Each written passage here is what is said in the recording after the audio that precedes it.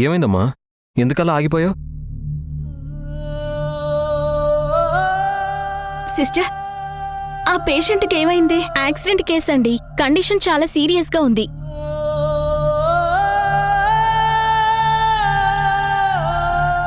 ఆపదలో ఉన్న నా కొడుకుని ఎలాగైతే కాపాడి నాకు ఆరోగ్యంగా అప్పగించావో, లోపల ప్రాణాపాయ స్థితిలో ఉన్న ఆ పేషెంట్కి కూడా ఎలాంటి ప్రమాదం జరగకుండా కాపాడు స్వామి. నా కొడుకులాగే అందరికీ మంచే జరగాలి. ఏమైందమ్మా? ఏమోరా, ఎందుకో మనసంతా కలవరంగా అనిపించింది. ఇప్పుడు సర్జరీ జరుగుతున్న ఆయనకి మనలా ఒక కుటుంబం ఉంటుంది. ఆ కుటుంబంలో అందరూ ఇప్పుడు దేవుడి ముందు కూర్చొని తన ప్రాణం కోసం వేడుకుంటూ ఉంటారు. వాళ్ళకి తోడు ఇదిగో నా ప్రార్థన కూడా ఆ దేవుడికి చేరుతుందని చిన్న ఆశ. ఎవరి ప్రాణమైనా ప్రాణమే కదా యష్. అవునత్తయ్యా. యష్, మనం కూడా ఆయన కోలుకోవాలని ఒకసారి దండం పెట్టుకుందాం.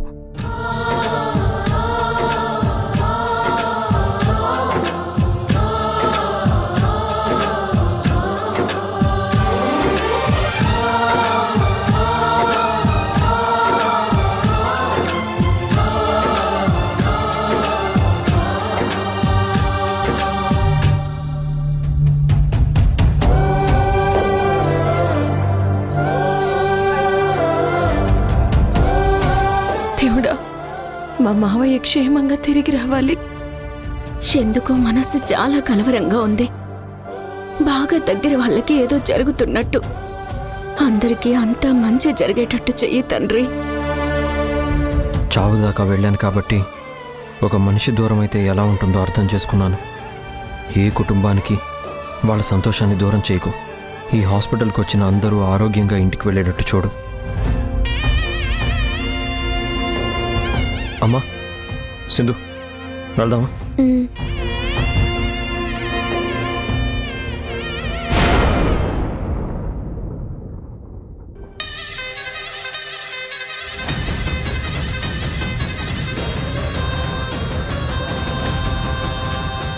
ఎంత వెతికినా బంగారం దొరకలేదేంటి? ఏమైపోయింది? పైగా ముసల్ది అన్ని రూమ్లు ఇంచి ఇంచు వెతికించింది, అయినా కనిపించలేదు. యో, ఏమైనట్టు? సిద్ధు ఎక్కడ దాచుంటుంది?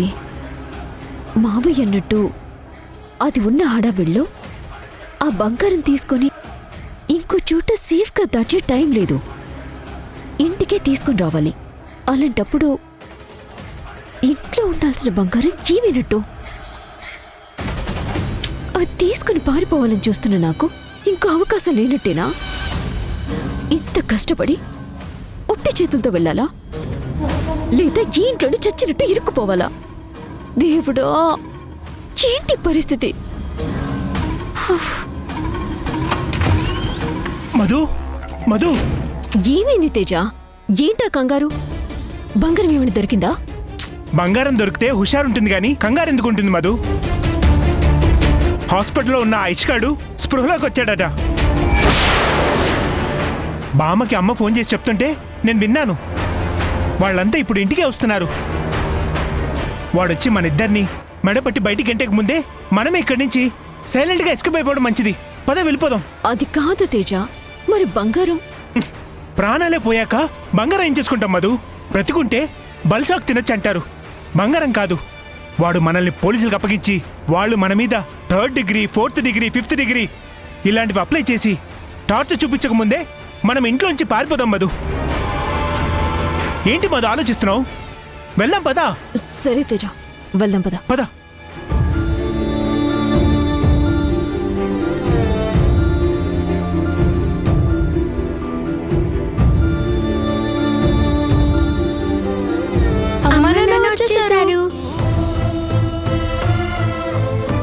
రిషి, కిడ్నాప్ చేసినప్పుడు భయం వేసిందా? సిసి, కాలికి దెబ్బ తగిలిందమ్మా. ఎలా ఉంది నీకు? పర్లేదు నాన్న.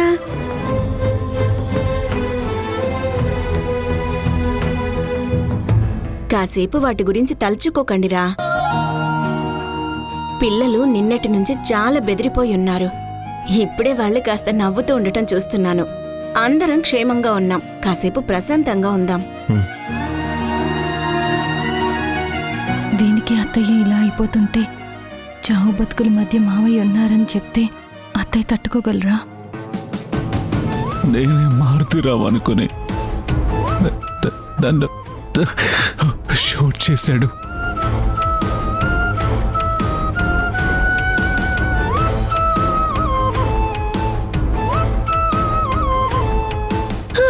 లేవండి మావయ్య.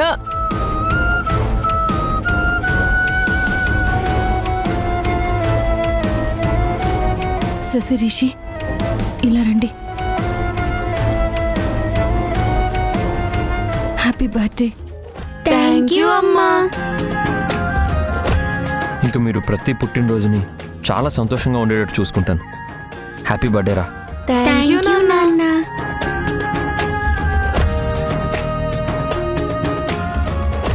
ఈరోజు మీకు స్పెషల్గా ఏమీ ప్లాన్ చేయలేకపోయాను.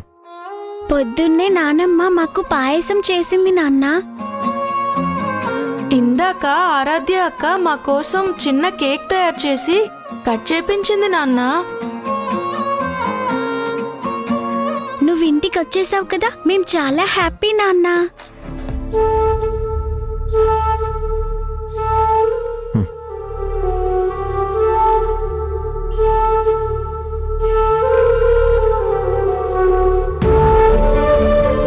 పిల్లలు కనిపించలేదన్న టెన్షన్లో నీ మీద అరిచాను.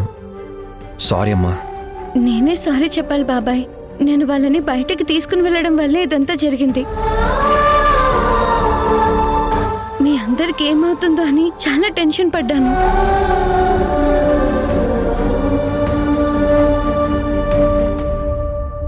నిన్నట్నుంచి కంటి మీద కునికే లేదురా. పిల్లలు, సింధు, నువ్వు క్షేమంగా తిరిగొచ్చారు.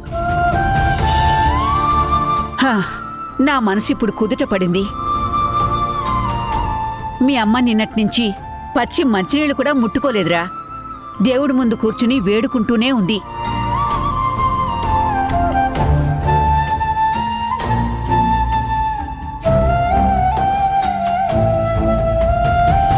ఈ సింధు ఒట్టి పిచ్చిదిరా. నిన్నట్నుంచి తిరుగుతూనే ఉంది. పిల్లల కోసం ఒకసారి వెళ్ళింది, నీకేమవుతుందోనని ఇంకొకసారి, ఆ తర్వాత హాస్పిటల్కి వెళ్ళింది. అమ్మా సింధు, నీకా భూదేవంత ఓర్పిచ్చాడమ్మా ఆ భగవంతుడు. నీలాంటి కోడలు ఇంట్లో ఉంటే ఏ కష్టం కూడా గడప దాటి లోపలికి రాదు. ప్రతి ఇల్లు నందనవనం అవుతుంది.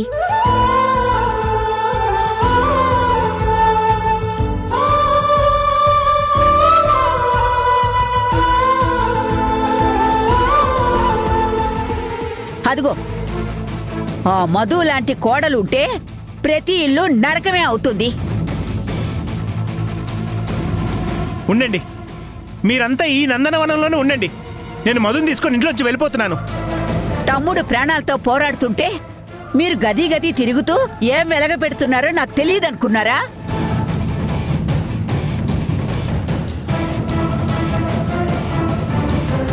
మీరెళ్ళిపోతే ఈ ఇంటికి పట్టిన దరిద్రం వదులుతుందని పండగ చేసుకుంటాం. ఆ పని చేయండి ముందు. చేసుకుందాం భాగ్యం, కానీ దానికి ఇంకా కొంచెం టైం ఉంది. నేను అనుకున్నది అయ్యే వరకు వీళ్ళు ఇంట్లోనే ఉండాలి.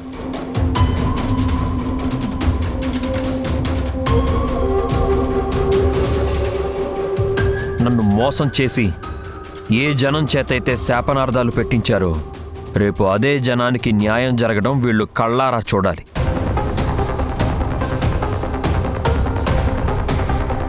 నన్ను అడుగడుగునా దెబ్బతీశానని పొంగిపోతూ ఉన్నారు కదా, చివరి దెబ్బ మనం కొడితే ఆ సక్సెస్ ఇచ్చే రీసౌండ్ వీళ్ళు చెవులారా వినాలి. అప్పటిదాకా వీళ్ళని ఇక్కడే ఉండనిద్దాం. వద్దు బాబాయ్.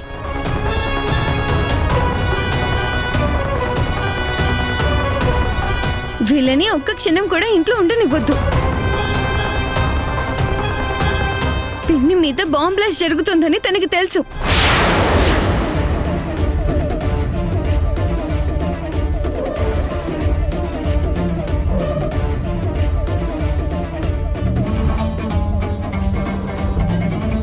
నీకెలా తెలుసు?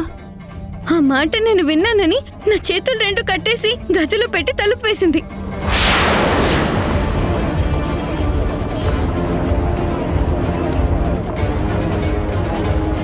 తాతయ్య వచ్చి నన్ను విడిపించారు.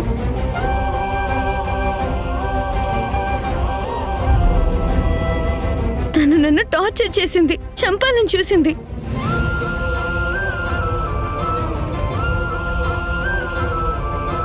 ఇక తను మన ఇంట్లో ఉండడానికి వీల్లేదు బాబాయ్.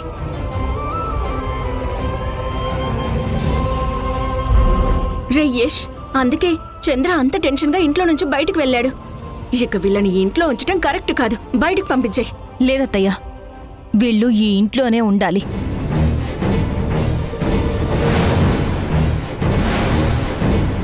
ఏం మాట్లాడుతున్నావు సింధు? మన కళ్ళ ముందే ఉండాలి.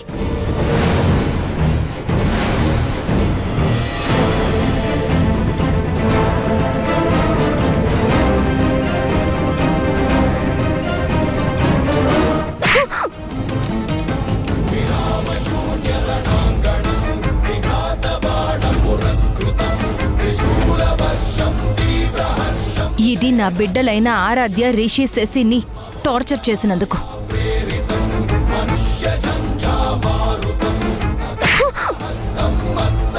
ఇది నా భర్త ప్రాణాలతో ఆడుకున్నందుకు.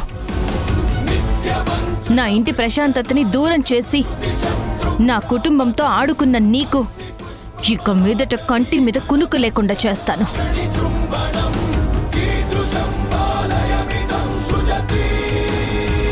ఏ డబ్బు కోసం నువ్వు ఇంతగా తెగించావో, యశ్ అన్నట్లు అదే డబ్బుని రేపు 10 మందికి పంచిపెట్టి వాళ్ల కళ్ళల్లో ఆనందం చూపిస్తాను.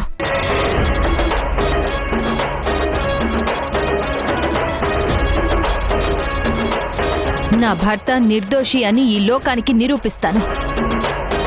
రేపు నా పిల్లలు గర్వంగా తలెత్తుకుని మా నాన్న గెలిచాడు అని చెప్పుకునేలా చేస్తాను.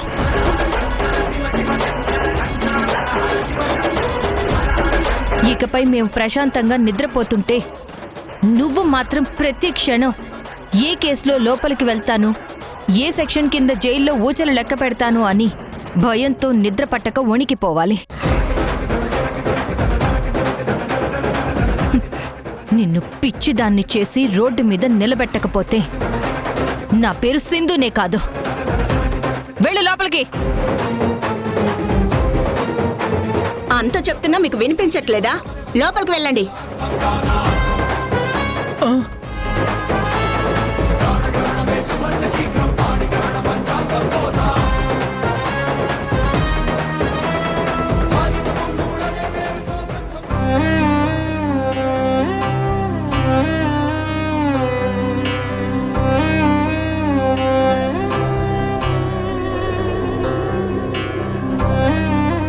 ఏంటే ఆ గిన్నెను చూస్తూ గాల్లో దీపంలా అలా ఉండిపోయావు? ఆయనకిష్టమని ఫ్రిడ్జ్లో దాచుంచానత్తయ్య. నిన్నటి నుంచి ఆయన ఫోనే కలవటం లేదు. నాకేదో కంగారుగా ఉంది. ఆయన నాతో మాట్లాడకుండా ఒక రోజంతా ఎప్పుడూ లేడు. ఏమైందో అసలు? పిచ్చి మొహమా, చంద్ర ఢిల్లీ వెళ్ళాలన్నాడు కదా. నిన్న లాయర్తో మాట్లాడడానికి వెళితే యష్ రివాల్వర్ వాడాడు కాబట్టి కేసు పెద్దదవ్వచ్చు. ఢిల్లీలో తనకి తెలిసిన హైకోర్టు లాయర్తో మాట్లాడాలంటే ఎలాగూ ఢిల్లీ వెళ్లే పనుంది, అక్కడే కలుస్తానని వెళ్ళాడు కదా. ఏంటి, చంద్ర ఢిల్లీ వెళ్ళిపోయాడా? మీకు ఫోన్ చేసి చెప్పాడా అత్తయ్య? లేదే, పొద్దున్నే సింధుని చంద్ర గురించి అడిగితే అది చెప్పింది. దాంతో మాట్లాడాడంట. ఆ ముక్కేదో నాకు చెప్పుంటే నాకింత టెన్షన్ ఉండదు కదా అసలా. సరే అయితే నువ్వు చేసి మాట్లాడు. నాకు చెప్పకుండా వెళ్లారు కదా, నేను చేయనత్తయ్య. ఢిల్లీలో వారం రోజులు పనుందని చెప్పాడు కదా. వారం వదిలి వెళ్ళేటప్పుడు ఒక మాట చెప్పాలి కదా. ఒక్కసారైనా మాట్లాడాలి కదా. కోడలతో చేసి మాట్లాడటానికి టైం ఉంది కానీ నాకు చేయరా? నేను మాట్లాడను అసలు, ఆయన్నే చేయని. చూస్తాను ఈ పట్టు ఎన్నాళ్ళుంటుందో. వాడు ఫోన్ చేసి దాము అనగానే మొత్తం ఐస్లా కరిగిపోతావుగా. మ్మ్, నేనేమి కరగను. ఢిల్లీ నుంచి తిరిగి వచ్చే వరకు నేనేమి మాట్లాడను చూడండి. సరేలే, నా మనసు కొంచెం తేలికైంది. మీ అందరికీ టిఫిన్ చేస్తాను. సింధు, యశు, నేను తినేశాం. పొద్దున్నే యష్కి టాబ్లెట్స్ ఇచ్చి సింధు బయటికెళ్ళింది. పొద్దు పొద్దునే ఎక్కడికెళ్ళింది అత్తయ్య? ఏమోనే, యష్ని అడిగితే ఈ రోజు సింధుతో 4 కొట్టిస్తా 6 కొట్టిస్తానని క్రికెట్ భాష మాట్లాడుతున్నాడు. ఆ క్రికెట్ భాష నాకు అర్థం కాదు కదా. 4.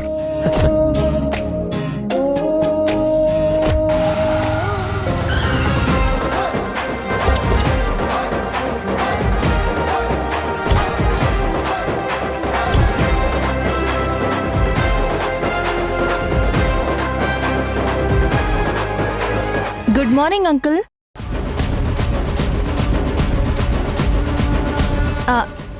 ఏంటి, నన్ను మిస్ అయ్యారా?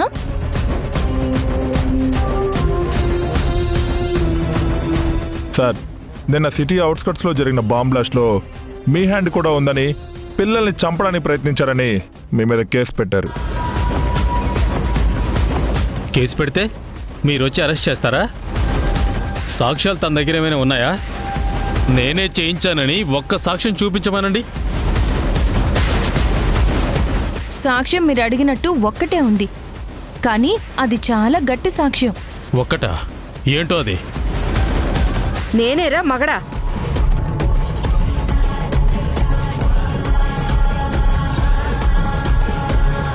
రత్నం,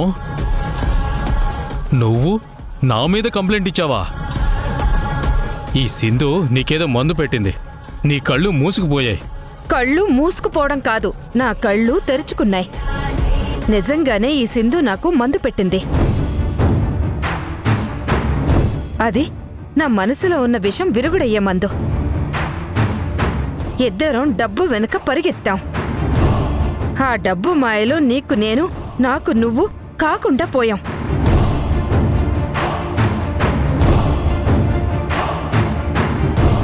నేను నీ మీద కోపంతో ఈ పని చేయలేదయ్యా.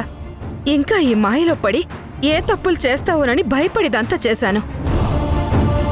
నువ్వు ఆ మధు కోసం నన్ను పక్కన పెట్టినప్పుడు కూడా నేను ఓర్చుకున్నాను. కానీ దాని పగ కోసం నువ్వు పసిపిల్లల ప్రాణాలు తీయడానికి కూడా వెనకాడలేదు. అక్కడ నా మనసు చచ్చిపోయింది. నువ్వు మనిషిగా ఇంకా దిగజారకూడదనే నిన్ను అరెస్ట్ చేయిస్తున్నాను. ఎస్ఐ గారు, తీసుకువెళ్ళండి. మీరు ఎక్కడికొచ్చి సాక్ష్యం చెప్పమని నేను చెప్తాను. రత్నం, ఎంతైనా నిన్ను మొగుణ్ణి. నన్ను అరెస్ట్ చేయించి నువ్వు ఒక్కదానివే బతకగలవా? సార్, ఇక్కడ గొడవ చేయకుండా పదండి, వెళ్దాం.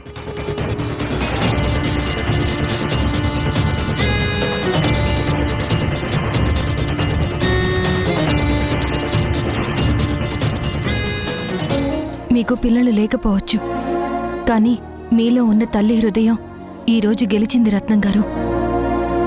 రేపు మీ భర్త మనసు మారి పశ్చాత్తాపడితే దానికి కారణం మీరే అవుతారు. నేను వెళ్ళొస్తాను.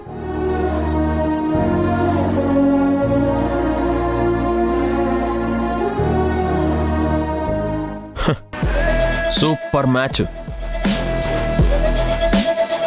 సింధు, ఇక్కడ మన వాళ్ళు దులిపేస్తున్నారు, నువ్వు కూడా అక్కడ దులిపేయడం స్టార్ట్ చేసి ఉంటావుగా.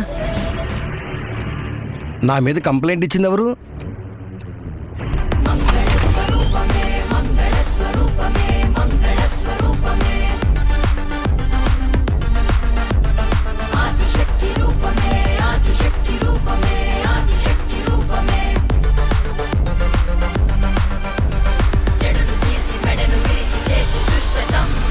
ఏడి సింధు, ఏ సాక్ష్యం ఉందని నా మీద కంప్లైంట్ ఇచ్చావు?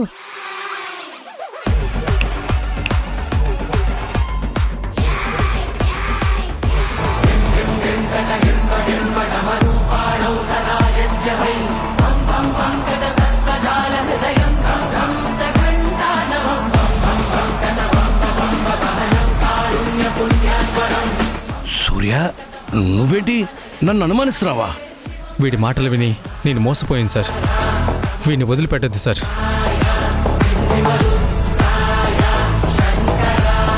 ఏయ్ సూర్య, నీకేమన్నా పిచ్చి పట్టిందా? నన్ను అనుమానిస్తున్నావా? మా డబ్బులు మాకిప్పిస్తానని బాంబ్ బ్లాస్ట్ ప్లాన్ చేస్తావా? నీ అసలు రూపం సింధు గారు చూపించకపోతే నీతో చేతులు కలిపినందుకు ఈ జన్మలో నన్ను నేను క్షమించుకునేవాణ్ణి కాదు. మా డబ్బు మొత్తం నువ్వే కొట్టేశావు. మా అన్నయ్య చావుకి కారణమయ్యావు. నీకు శిక్ష పడేదాకా నేను ఊరుకోను. తీసుకెళ్ళండి సార్.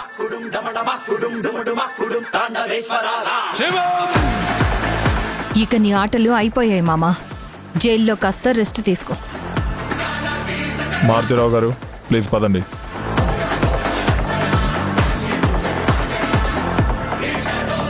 సింధు తిరిగి వస్తా, అప్పుడు ఇంతకింత అనుభవిస్తావు.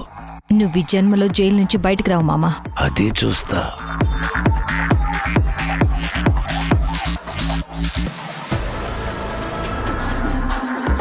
బా, మొత్తానికి మనోళ్ళు మ్యాచ్ని అద్భుతంగా ముగించారు. అక్కడ సింధు కూడా వాళ్ళ ఆట కట్టించుంటుంది.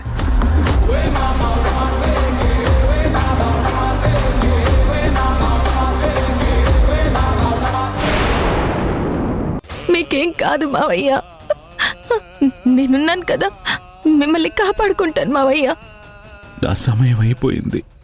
మావయ్య, యష్కి ఈ నిజం ఎప్పటికీ తెలియకూడదమ్మా.